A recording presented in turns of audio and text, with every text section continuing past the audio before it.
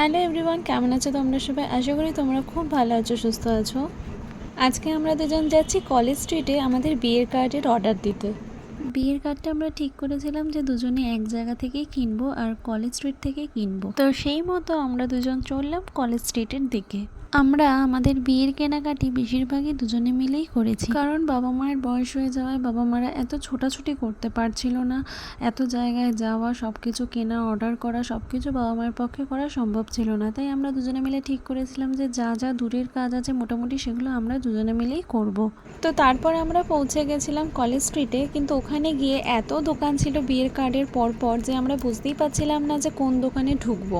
তো তারপর আমরা ঠিক করি যে একটা দোকানে আগে ঢুকি, সেখানে যদি পছন্দ না হয় বা ওখানে যদি দাম বেশি লাগে তো আমরা তারপরে অন্য দোকানে যাব। কিন্তু প্রথম দোকানে ঢুকেই আমাদের রিজনেবলও লেগেছে এবং আমাদের কার্ডগুলো খুব পছন্দও হয়েছে। আমরা অনেক রকমের কার্ড দেখেছি, আর আমরা তো দুজন কার্ড নিতে গেছিলাম, মানে দুটো কার্ড নেব। আমি দেখেছিলাম একটু লালের মধ্যে, আর ওর জন্য রিসেপশনের জন্য দেখছিলাম যে একটু পিঙ্কের মধ্যে। তো আমরা যে কাকুটার দোকানে ঢুকেছিলাম সেই দোকানে কার্ডের স্টার্টিং প্রাইস ছিল 10 টাকা থেকে।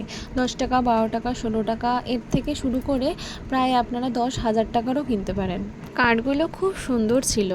তবে হ্যাঁ, এখানে একটা ওদের নিয়ম ছিল, যেটা 25টা করে সেট নিতে হবে। 25টা, 50টা, 75, 100টা, এর মাঝামাঝি কোনো কিছু হলে হবে না। মানে যদি আমাদের কারোর পছন্দ হয় 80টা নেব বা 90টা নেব, সেটা কিন্তু হবে না। নিলে ওই 25টা করেই বান্ডিল হয়, সেটাই নিতে হবে। আর ওদের যে টাইপিং চার্জ, মানে যেটা কার্ড ছাপানোর জন্য ভিতরে যেটা লেখে সেটার চার্জ ওদের আলাদা হয়, সেটা চার্জ 600 টাকা করে নিয়েছিল। তো আমরা ওখানেই কার্ড পছন্দ করে অর্ডার করে দিয়েছিলাম, আর বেশি দোকান ঘুরিনি, একটা দোকানেই গেছিলাম, পছন্দ হয়ে গেছিলো, ওখান থেকেই নিয়ে নিয়েছিলাম। তো এনাদের এখানে জিজ্ঞাসা করেছিলাম ডিজিটাল কার্ড করে কিনা, ওনারা সেটাও করে। আমার দরকার পড়েনি তাই আমি আর করিনি। তো আমার কার্ডটার প্রাইস পড়েছিল 30 টাকা করে, আর আমার বরের কার্ডের প্রাইস পড়েছিল 25 টাকা করে। তারপর কার্ডের অর্ডার দিয়ে আমরা বেরিয়ে পড়েছিলাম, আর কাকুটা আমাদেরকে বলেছিল যে মোটামুটি 1 সপ্তাহের মধ্যে ওনাদের সব রেডি হয়ে যায়। কিন্তু আমাদের এত তাড়াতাড়ি দরকার ছিল না, তাই আমরা বলেছিলাম যে আমরা একটু লেট করেই নেব। আমি তো সবাইকে সাজেস্ট করব যে কলেজ স্ট্রিটে গিয়েই বিয়ের কার্ড কেনার জন্য, কারণ এখানে প্রচুর কার্ডের দোকান আছে, প্রচুর অপশান পাবে, আর প্রচুর নানা রকম ভ্যারাইটি পাবে কার্ডের, আর নিত্য নতুন অনেক কিছু এখানে পাওয়া যায়।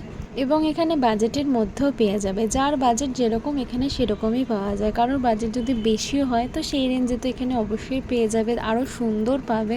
আর যদি কারোর রেঞ্জ কম থাকে তো সেই রেঞ্জেও এখানে পেয়ে যাবে। ফেরার সময় ভাবলাম একটু মা কালীর দর্শন করে একটু পুজো দিয়ে যাই, যেহেতু আজকে আমরা বিয়ের কার্ডের অর্ডার দিতে এসেছি। তো এটা একটা বিয়ের একটা শুভ সূচনা, তো সেই জন্য ভাবলাম একটু পুজো দিয়েই যাই। তো আজকের মতো এখানেই শেষ করলাম, এবার বাড়ি ফেরার পালা। আর সবাই ভালো থাকবেন, সুস্থ থাকবেন। দেখা হবে আবার পরের একটা ব্লগে। এখনও আমার বিয়ের কেনাকাটির অনেক কিছু বাকি আছে, আপনাদের সাথে শেয়ার করার আছে। ভিডিওটা যদি ভালো লাগে অবশ্যই একটা লাইক, কমেন্ট করবেন। তো আজকের মতো সবাইকে টাটা, সুস্থ থাকবেন।